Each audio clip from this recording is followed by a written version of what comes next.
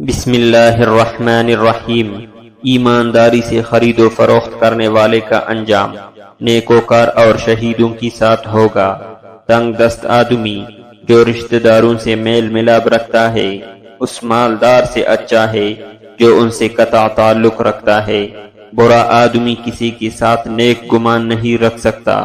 اصلاح کیے بغیر پشیمانی ایسی ہے جیسے سوراخ بند کیے بغیر جہاز میں سے پانی نکالنا۔ پریشانی دور کرنے کا آسان طریقہ یہ ہے کہ اپنے آپ کو کسی تعمیری کام میں مصروف رکھے۔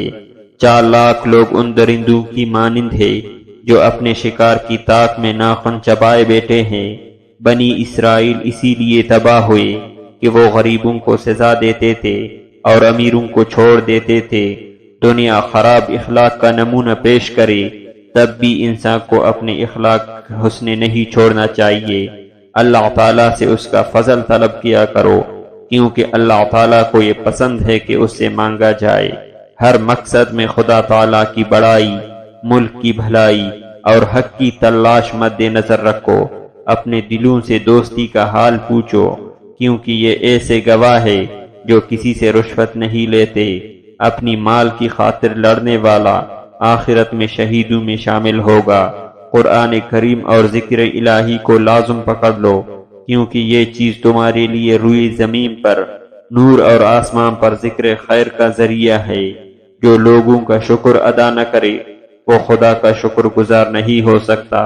سب سے بہتر جہاد یہ ہے تم انتقام کی قدرت رکھتے ہوئے بھی غصے کو پی جاؤ۔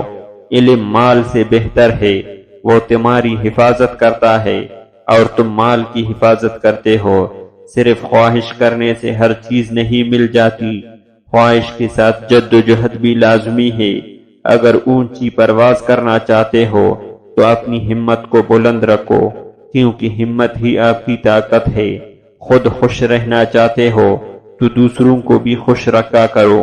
کسی کی خوبیوں کی تعریف کرنے میں اپنا وقت برباد نہ کرو بلکہ اس کی خوبیاں اپنانے کی کوشش کیا کرو۔